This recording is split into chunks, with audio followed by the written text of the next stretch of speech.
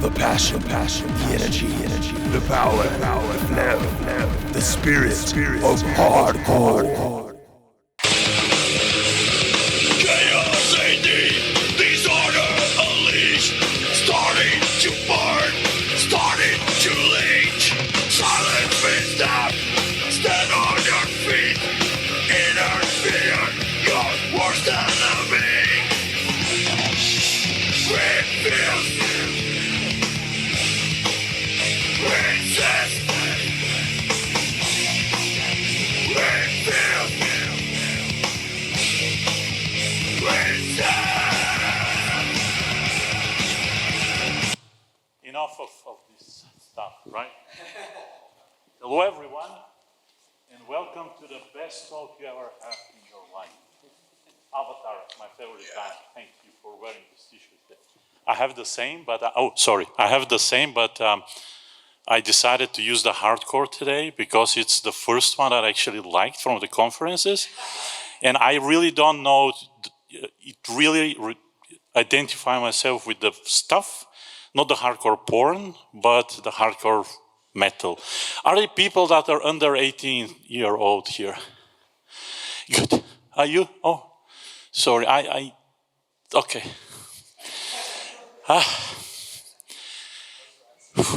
Okay, I need to redo my slides, man. No problem. I'll try. All right. As the previous speaker, I have a lot of disclaimers. So the first one is, I'm an artist, okay? I will try to provoke you. I will try to make you do bad stuff.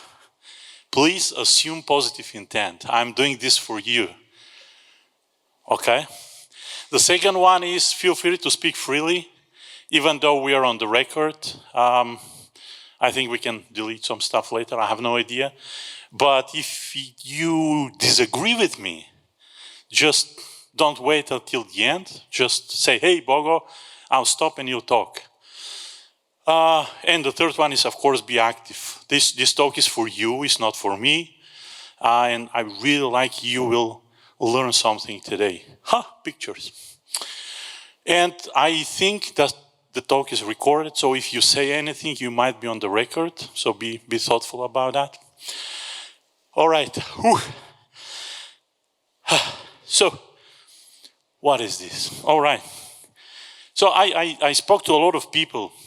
Yes, not yesterday, but yesterday I was at home trying to do whatever people do in the weekend, and ask a few people about, the current legislation in the European Union, chat control. I spoke about this and that, and you know what I learned? Can you close your eyes for a bit, please? Yeah. Not eyes, but ears, sorry. I mean, the majority of the people become like pussies, man. I like pussies, but I don't like what you do. You gave up. So I asked this guy, which had a talk. Hey man, what do you think about chat control? There is something we really have to do today. And he said, let them come and try to take my privacy away. They will come. And if we are trying to protect just ourselves, this is not going to work. There is another speaker the other day, Paul Rosenberg, I think. He said that there is a line in the sand, and if we don't do massive thinking, massive change of how people think in terms of privacy, we will not succeed. So if you're one of those people that gave up, I would like to ask you to join and think again about helping people. And you know why? Because you have the knowledge. I don't, but I do have the enthusiasm. So I would like to take you on a journey today, short journey I hope, to see how our brain and we are changing thanks to the internet. Thanks with a question mark. Since we want to change people's minds, those people, you, me, and few friendly robots. We organize ourselves in crowds or groups or hordes or whatever we call ourselves. Then we need to understand what drives us or what drives those groups and how we can do the change and how actually the free software and the open source can help us. All right, let me click here. So this is me, I'm not anonymous. I was on every TV network in the world 13 years ago with this news. Apart from that, I'm part of a collective. We are currently fighting chat control in Europe. We'll talk about this later. I teach people how they can become better human beings with heavy metal. You can watch my videos online if you want. I really like privacy. I work in a privacy company, but I do not represent my employer. If you're if you are watching this video, I love beer. You see, Czech beer is the best beer in the world. Yay! All right, so let's go to the change. I took a lot of, how it's called, quotes on the internet, so we're going to read them together because I cannot remember them, thanks to the alcohol, I guess. Let's go. The first one, it's from MIT Tech Review, that sounds that network social movements have been particularly active since 2010. We all remember the Arab Spring and other activity that happened. And you see that online and the wireless communication has helped social movements like ours, to pose more of a challenge to the state power. Will you agree with that? Silence means no. You don't agree with that? All right, be more vocal, be more thoughtful. All right, next one is that our current so-called network society is a product of a digital revolution, and it actually created a me-centered society, a society of people that don't care for the others, people that are narcissists, people that are, I call them in any other forms before that. All right, so this is still from this article in the MIT Tech Review. You can find it online. Another interesting idea.com for our favorite social media. How many of you are on a social media? All right, 3, 4, good. So they're, according to this respectable actually source, you can find it online as well. The social media platforms are designed to influence user behavior and use techniques from psychology and neuroscience to capture our attention and keep us coming back. Apart from not being able to remember all these, I know that some people that cannot see with problems will watch this recording, so that's why I'm actually reading this from them from time to time. And the algorithm isn't picky. They will find something that you really like. They will probe you. They will start talking about, hey, ice cream. You say, yeah, I don't care about ice cream. They start with beer. Say, oh, I like a beer. So the next news you will see, it will be how to use beer to, fight something. It's okay, yeah, I like that. And again, we're going into this, what Jakub mentioned the other day, the social media, they really want your attention. Do I have more? Ooh. All right, so for the first time in human history, the majority of people living in the developed world have access to almost all information in existence, literally at their fingerprints. It more goes, and then along with obvious advantage, this unique situation also introduces the possibility of the internet, going that this is replacing the need for certain human memory systems as in semantic memory, the memory of concepts, facts, and ideas. So now people don't know anything, don't know shit, but they know where to find it. So if I ask you to go and look for something else, do you know about this concept? You say no, but I'll see some of you already using your favorite search engine to find it. And this is bad, because instead of thinking, we're trying to search for something that someone else decided for us. I have this problem, you know, I am old, okay? I'm getting older. I start all the time, you know, to have problems for remembering things. And the internet doesn't help. We need to start training our brains back. All right, what else?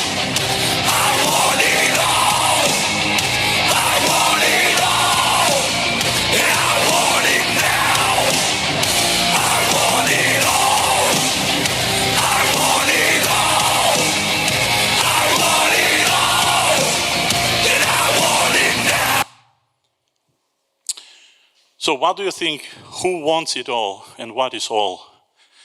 Any idea? Sorry? What is all? All right, cool. So he said, sorry for the microphone, that we as humans want it all and the all is whatever it is. Okay? Any other thoughts? Cool.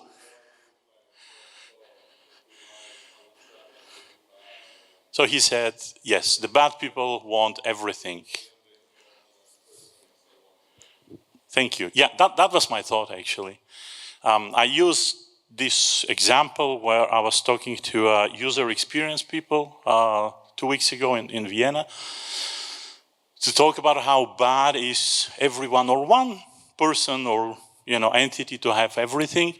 So that's another problem. That's right now we produce tons of useful data, useful not for us, useful for somebody else. So they can use it for multiple purposes. So we need to start thinking on how we share and what we share and with whom we share it. All right, so honestly, I cannot predict the future. What will happen in 2 weeks or 1 year or 2 years? Paul Rosenberg said yesterday, or the other day, that we need to think 2 steps ahead. I can't. I don't know, I'm stupid. If you know, perfect. So think about that. I mean, I don't have, my goal today is not to change anything. Because, you know, I'm certain that you will not change anything after my talk, right? But maybe the next time when you start thinking about the problems and what it can be done, maybe we'll you know, think, hey, there was a crazy guy with the red hair, natural hair actually, by the way, thank you, thought about this in a conference in a stupid way, but hey, maybe, you know, some of the things, you know, some of the facts you will remember. All right, so what is the next one? So we understand the change. All right, so we have some understanding of the change based on the facts that I gave you, which might be true or not. So let's see, if we want to change the world, we need to change the people. We the people are social animals. I spent a good amount of time during COVID, you know, working mainly at home, not going out because I didn't have a dog to be allowed to go outside. But we love to go and organize ourselves around an idea, around a movement, around, you know, whether we like beer or not, or something like that. I call these crowds, but you can, you know, think about something else, like a group or a community. So the next part of the work of my talk will be about the crowds. So, define the crowds. What is a crowd? Again, Neurolunch, I do believe it's a Czech company, but I'm not 100% sure, said the roar of a crowd is a powerful force, capable of igniting revolutions, toppling governments, or uniting strangers in a shared moment of euphoria. All right, so talk about chat control, because I said that I will be sharing the experience from my personal life and from the campaigns that we are doing. I'll be using chat control terminology in order to show you not show you, but to be able to articulate myself clearly. So the chat control, who doesn't know what chat control is? Oh, who knows? Good, all right.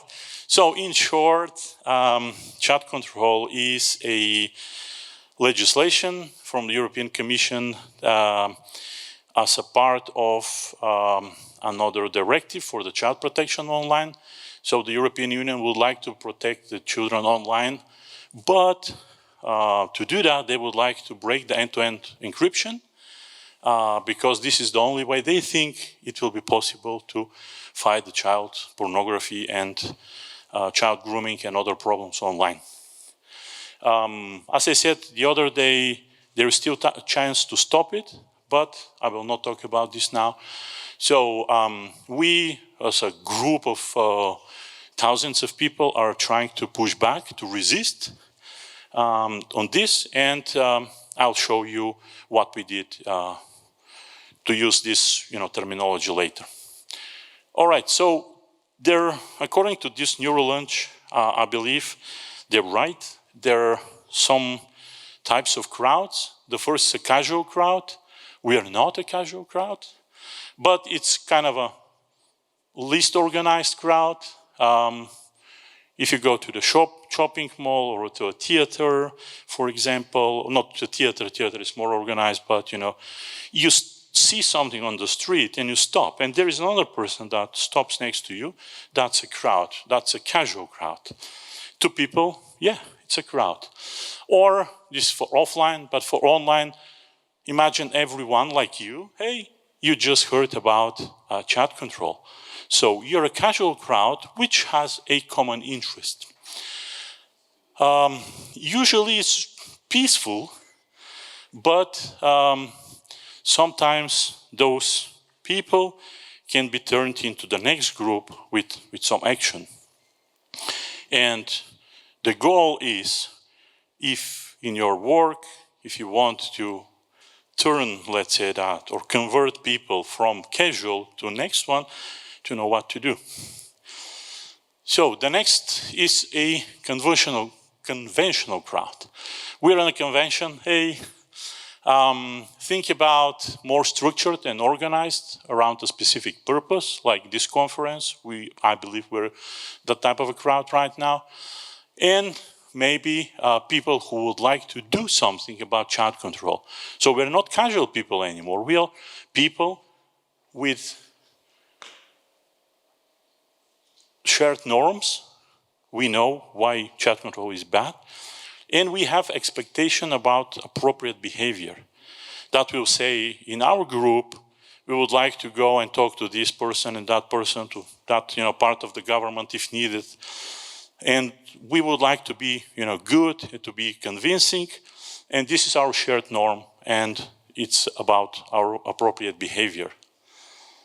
The third one is my favorite one, expressive crowd. So when people come together to express emotion or celebrate. So imagine we are going to a metal concert. Avatar's coming next year with Iron Maiden. You know that? Yes. Or any other favorite band that you have. And we have a high level of emotion energy because we curse a lot, we jump, we do Bogo, I don't know how it's called in English, kotel, in Czech, yeah. And we have a strong sense of shared identity. We are identifying with this. We are a movement, and we want to express ourselves. For example, in the offline world, I said it. In the online, we want to start doing something, create a campaign, and start talking to radios and televisions about chat control. We have our emotions, and we want to use those emotions so we can convince people that something is bad. And the acting crowd, it's people that cannot be controlled a lot. I've been part of that crowd before. So it's acting crowd, specific goal action, but imagine acting in the worst possible way. But again, it's a crowd that exists, and we have a shared purpose, and we can go quickly and predictable. So yes, the dynamics of the group are complex, you can imagine, often influenced by factors like perceived injustice, group identity, or emotional contagion. What a nice idea. All right, so I think that, that was boring, I know, but I needed to go through this. So we talk about, how internet is changing. We talk about what are the crowds that exist. So let's actually start doing something more interesting.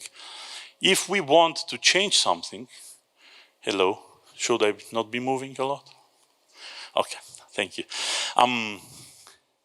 We need to change, if we want to change something, we need to know how.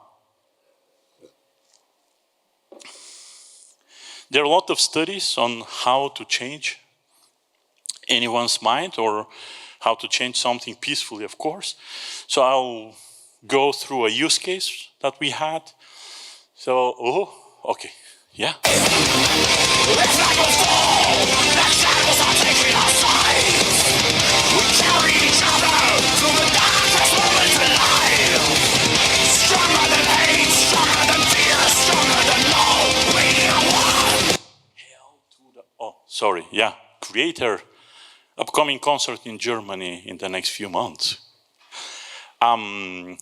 Yeah, I don't know why I put it there, but probably it's because of, I think, that the community spirit, because there are singing about community here, the community spirit and everything we do as an organized body, we need to use all of our properties. As I said, those are with the word that I will not repeat on camera again. They have the knowledge. The people like me have some knowledge, but a lot of enthusiasm. There are other people that don't have anything, but they have money. They can support our activities.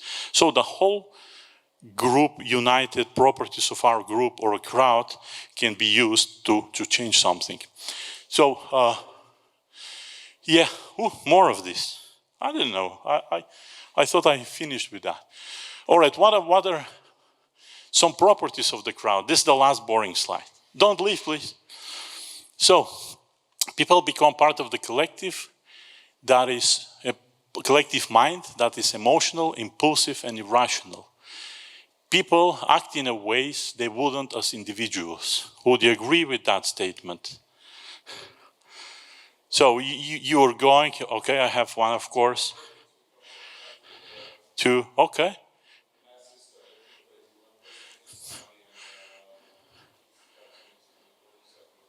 Yeah. Cool, thank you. So the next one is crowds are resistant to new ideas. We are. If I tell you, hey guys, crush your phones now because you will not need them in the next, say, 48 hours because of this and that, you'll say, no. And the third one is that crowds can drive social change and revolution, but without wise leadership, it can go in wrong ways. You see that in the social media today. There is no kind of a leadership there, and people do whatever they want. It goes in a crazy direction. So I believe that we can help together this, the change. So going into more practical stuff, I hope we'll have time. So the goal is to convince journalists to use encrypted mail or communication for their work. So it goes in a few steps. Step 0 is, again, we are talking about a framework or a way on how to change to achieve something that we would like to do. The first step is to build awareness. So announcing that the change will happen early enough so people can start thinking about that. There is a change. I need to do something about it. Explain the reasons, the pain points, and what's in for them, and give everyone a chance to suggest ideas. So the way it works is we selected a group of 50 journalists that we like or we wanted to have access to, and we send an email starting, hey, we would like to introduce you to the new concept of your work. It's a way of encrypting communication. We explain the reason. We explain the pain points. From technical point of view, it's not so easy for you to get started. And from the other point, some of your sources might want to do that, but to contact you, to connect with you, but they don't know, they don't trust the other way, the non-encrypted way of communication. And what's in for them? That's a really interesting idea. We started, why we think this will be really helpful for their work. One of the interesting ideas that came out of that was that, okay, I'll talk about this later. Just keep it. Think why this is good for them, not for you, because they really don't care about you. They care more about themselves. And we gave a forum to get back to us in a non-encrypted way, how they can suggest ideas. Now, the next step is to make them want to do the change, right? So we started with, what do you think about that? Would you like to take this step? And most of the people say they didn't reply. Some people say, yeah, I think that it's good, and I would like to try that. So we started communicating with those, like 1 or 2% of the group, saying, hey, why do you want to do the change? And one person said, I tried this before with one of our sources, and he sent me interesting information that I was able to pursue and then create an article. And that article was one of the most read in our blog because it was using the information and it was trustworthy. And that actually resulted in this person's salary because they get paid more because of that trustworthy information.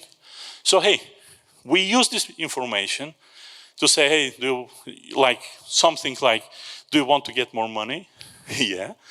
So we use this use case for people that actually did the step to explain the value to the other, so they want and desire to do the stuff, the migration. There are a lot of concerns saying, I don't know how to do that. My employer doesn't allow me.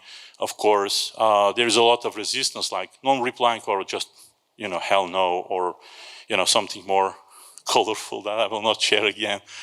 And we needed to listen and react and to understand actually what's going on more. The second one is, actually the third one, is to provide the information for every group. So those people that actually want to do it, we wanted to give them information how to do it. For the people that said hell no, we tried to convince them more by providing more information, knowledge, articles, and everything that we believe that they can help them. Again, pushing the message, what's in for them. The step 3 is actually enable them to do the change. So they want, they know, and now do it. So we set goals for them and for us as a group, because there are some 15 of them that actually did something they wanted to do. So we started, I'll show you, what tools we choose to do that. We need to adjust. It's an agile way, but when you work with communities, they change their mind, their mood, and everything every day. And if we need to talk to them online or offline, there was a way how we can do that. And my favorite, because I'm a dictator, reinforce. So we monitor the change, monitor what people actually share about this campaign online. We monitor what they are expressing inside the circle, and we were trying to re-engage with them in order if they got stalled, because people are busy, especially journalists these days. They're extremely busy and they don't have time to do the change. That was one of the problems we had. And of course, we used the information we gathered to feed back to those who resisted in the first place, saying, hey, see what's going on, would like to be part of the change because of this and that. That's a very simple way how to execute change in almost any, of course, environment, at your work, in your personal life, or in your collective work, whatever you want. So the last one that I'll be talking about, and now it's the good stuff, I don't know, it's what I want from you, because I'm not here just to waste my time. I want to encourage you to start doing something. But to do it, in the right way, to do it with the free software. So what is the free software? Is there anyone here who doesn't know what free software is? All right, you're shy. Okay, I get it. Just one hand, you don't know. Okay, I'll talk just for you. I mean, there are a lot of things, of course. There is, it's important, again, to be reiterated. It's free, but not in a way, in a beer, that it's not costless. That's why we in the community, open source community and free software community, use it libre, the French word for that, because it removes the ambiguity. And it's free as a speech, not free as a beer. So those, I will let you read those, but it's a freedom to run the program. But the end of the world is coming. Ooh, finally. Yeah. All right, more people running away from me. Good. So if you have a program, you have the freedom to run the program as you wish. So if you want to, do something bad to your government, if you want to use it for your own purposes, you can.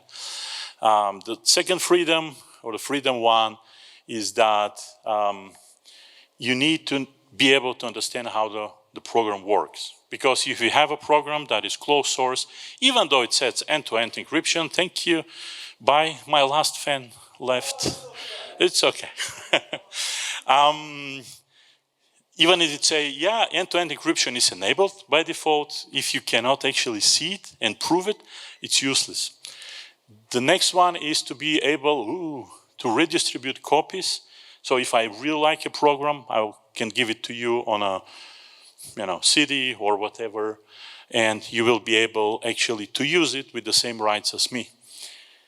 And the fourth one is, if you like something and you have the ability to change it, make it better, to have the rights to do that and to keep the other four freedoms. I mean, you know this, but I want to talk about the freedom here. The free software especially comes with a lot of freedom. You can see here, the software is an important part of people's lives. I still think so.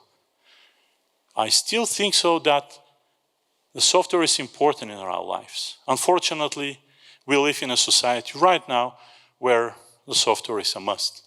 And freedom is a value that is more important than any economical advantage. I agree with that. So, this is why I want to encourage you, when you go and want to do a change in your community, to start thinking and selecting tools or ideas that are more in the free software world, because freedom is important. All right, and the last part. Good. So we have the community, we want to change it. Every person is different, right? Some knows about free software, some people have no idea, right? Yeah. So it differs for each person. For example, if you convince your grandmother to move from WhatsApp to Signal, this is good. But for me, for example, that's not good because I know Signal is centralized and something might happen. But it's a small step in the right direction. So just try to find a way to take it. The next one is, again, I said it before, focus on the freedom. Open protocols, decentralization, encryption, something that guarantees the principles and the value of this program. And of course, our bigger problem with the journalists was they're afraid of taking, because they're, let's be honest, they were like old people. None of them, most of them, used to, write things on paper and sending on a telex, right? Not fax, but telex. So it's a fear of unknown technology. Try to make it easy for them. So I'll give you a few examples how we approach this, and not just this, but what tools we recommended to some of them, and what tools I recommend to you based on the knowledge I have. So the first one is my favorite one. I'm part of the Thunderbird community. So the Thunderbird is a free and open source software that runs on every platform. We use this with the journalists saying, here is how we create a OpenPGP signature. This is why you can use OpenPGP. What is the value of it, together with the other materials. And it's good. The good thing is that it's free of chat control because you own the data and no one can say that you are a provider of electronic service. So you can use Thunderbird with OpenPGP, with disk encryption of your computer, and your level is up. The next thing is there are a lot of services that offer secure mail, Tuta, Proton, Start Mail. The first two, it's a mistake here. They don't have the zero key proof. They just have the zero knowledge, sorry. If you're sending, those are, Thunderbird was to install on your computer, on their computer as well. And the secure mail was, instead of using Gmail or our local providers where everyone can actually take a look in it, to use one of those three, Tuta, Proton, or Start Mail. All of them, they have really extended documentation, and Tuta, for example, are really helping us fight the chat control with a lot of information they provide to their audience. What else do I have? Secure chat. All right, that's my favorite one. I don't know if you know it. Session. It's getsession.org. Session does not require any identifier like email or phone address. You just go there, log in, register, and generates a unique session-like number for you. The good thing is that it's the only encrypted messenger right now that actually does something about the metadata you're exchanging. So they take the metadata and encrypt it more. And of course, you use a store-like network. And when you open your privacy dialog, you can see through which nodes actually your communication goes through. It goes through around the world before actually meeting arriving at the end. And it's open source and it's free. The one Nostr, hey, everyone knows about that now. It's a simple and open protocol. If you want to learn more, watch the opening talk. I use it. It's really good. I don't use it as was presented for everything. I use it as a chat messenger, social media, and I follow the community, which actually shares information that is that's for me, something that no one is pushing their agenda, but the people that I follow them for them. What else do I have? Secure chat, Delta chat, amazing stuff. It uses your actual email server as a chat program. You have your email, you have your own email server or anyone that you trust, and you go and create an account and uses the SMTP connection, of course, encrypted. So actually, that adds more to your security posture, and you can use your email kind of contact to give it away to people so they can communicate with you. And it looks like a chat client. It doesn't look like an email client. Threema, it's from Switzerland. It uses amazing cryptography library called SALT. It's not Nazi. Uses a very strong algorithm, and it's open source and open. And if you're looking and curious about how they use the encryption, there is a lot of information on their website from independent reviewers. Teleguard as well. I'm not sure whether it's 100% open source though. Jabber as a protocol is always there. And Tor-based messaging apps, they're like here. They have extra level of protection. And the one that I cannot read, switch, it's actually, if you're in a very difficult situation, you have a lot of threats against you, you can use this with the highest level of protection. What else do I have? The phones that were secured, if you're in the last talk, it was Michal, I think, before me, who spoke about protecting your phone with another trustworthy not iOS, but operational system. This one is that I use currently. It's called VolaOS. It's a German-based technology. So they offer phone and they offer also operational system. It's based on Android, but it removes all of the Google connections. And you see, you can go and read more about it. The next one is, of course, you can secure a bit your phone if you're an Android user or consumer. F-Droid, you can get on your Google phone, if you're an Android user. On your Google phone, you can get free and open source apps, which first warn you if there is some danger for you while using it. And secondly, they try not to use any of the Google APIs built into Android. There are a lot of alternatives of whatever you use right now. You can download it from there and use it freely with more privacy. Also GrapheneOS, but again, it's based on Android core. And the last one is PureOS, which is, they call it ethical, and it's not based on anything known. So feel free to reach out to those communities, get information, download it, and use it. Most of it is for free, but if you want, of course, hardware phone, they charge money. And the last one I have, of course, I urge you to watch the recordings of this conference.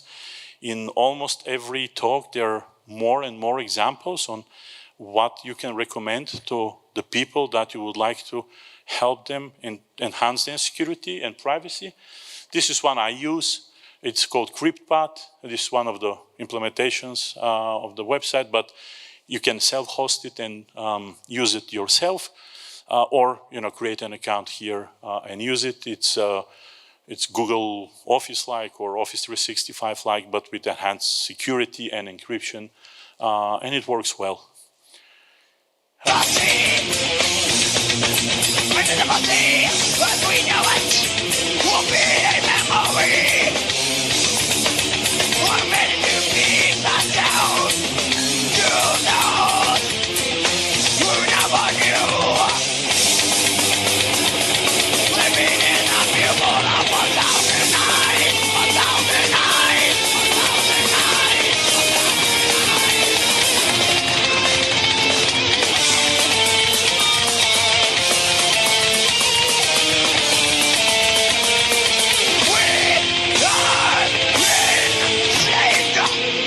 Can I do a mic drop? No. All right, so work with the people, work with the communities. You have the knowledge that they don't. And as I said, we need to start thinking about we need to start thinking about how we can convince them to move the needle, because we need a huge, huge change of minds to convince people next time someone proposes something against their privacy, they'll say, shit, what is that? And they'll start acting on it. Right now, no one does that, just a few of us, right? And again, don't trust me. Try to, if you want to watch this recording again, check all of the sources, check all of the items I shared, and double check them and triple check them. So those are my contacts. If you want to connect with me everywhere, especially on the session, please hurry. You can write it down right now.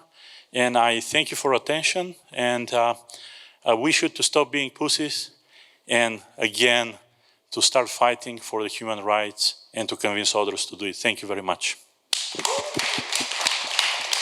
Thank you so much, Bogo. Thank you. Yeah, that was... No questions. No questions? No, go ahead. We have time for questions, so I'd like to take the opportunity to take some. Yeah, thanks a lot for your talk. It was fun and inspiring, and I hope we have some questions from the audience. We have still time for some. I hope not. Anyone? Oh, otherwise, I have some questions. You know, I mean, I've been thinking about a bunch of stuff you've been saying. For example, about the session, I feel like a bunch of encrypted messengers have been popping up recently. One popular also in this community is Simplex chat. Can you maybe give us some I don't know. Context now? No, I have no idea. As I said, I don't know a lot. You know a lot. Yeah. So why? Just because this feature set is similar to session, that you have completely anonymous. I think it's more centralized than session, but it gives you the experience of fully anonymous, no SIM card required, right? Okay. And those IDs are nicer, so that's also a nice feature. Yeah, much nicer than this one. Yeah, but it's a bit newer one, so maybe not that Lindy effect. And maybe one question I had was, because you mentioned a bunch of these alternatives, things that people can use to be more free, just apps that they can migrate to. Is there maybe some website or some list of these apps, some sources where we can learn like what are the alternatives? Something where you could recommend talks or. I think use your favorite search engine and find it. I don't think there is a, maybe you guys know, I don't know whether there is a website like that, but usually I use one of those networks and ask friends or people that I follow or people that follow me if I want an alternative to this and that, what they can recommend me, and I always get a reply. Because probably I follow the right people, I have no idea. But this is what I, use because I trust my friends, or at least virtual friends, and whatever they recommend me, I try to believe them. Yeah, I think this is great. I think that's kind of what's happening at the conference here, like people just chatting and exchanging their latest tools and ideas. Yeah, exactly. Yeah. I got a business card the other day with something that I really would like to try. Nice. Yeah, conferences like that are really important. I don't. Is there anyone who is for the first time like me in this conference? Amazing. Oh, nice. So many. So it is really more than that. Amazing. It's really important that I live here for 15 years in Prague, and I never heard about this event before. I heard about Parallelní Polis, of course, but I didn't know there is a conference. So, yeah, maybe you need to start doing a better job. Well, but it's a really great community, and I felt like home. And even though, my presentation was crappy, full of a lot, the other conference I go, I just have pictures. But I need to memorize everything, and I said I'm too old, and that's why you see a lot of text. But the community here is amazing, helpful, and I really thank you for hosting me here. Thank you so much for being here. Well, because this is the last HCPP, so you made it to the very last one. I've been here for, this is my 8th HCPP, and well, it's an honor that you guys, we still have new fresh faces, and you made it to the very last one. So, yeah, before we wrap up, still space for a question. Anyone? Question for the audience? Be careful. Okay, cool. Hey, it's not really a question. It's more like just to share an experience. Like over the past year, it's like I installed Linux to my parents, friends, and colleagues, and actually I noticed a quite interesting side effect. So a lot of them were really lost with the latest UI updates of Windows, and actually putting them on Linux, I barely explained anything to them. So I chose Mint because it was quite familiar, and a lot of experiences were quite positive, even to the point where I feel people felt trusted that I like suggested them to use Linux, because it's, I mean, even my parents, they're 70, I think Linux is a household name at this point. But it was something like a bit scary to them, but like trusting them to use it, they felt more empowered and made less mistakes, or at least screwed up less things than they would on Windows. Thank you. So use his wisdom. I hope use his wisdom and convince your parents to start using Linux. It's a good first step. If you don't know how, find me and I'll show you how.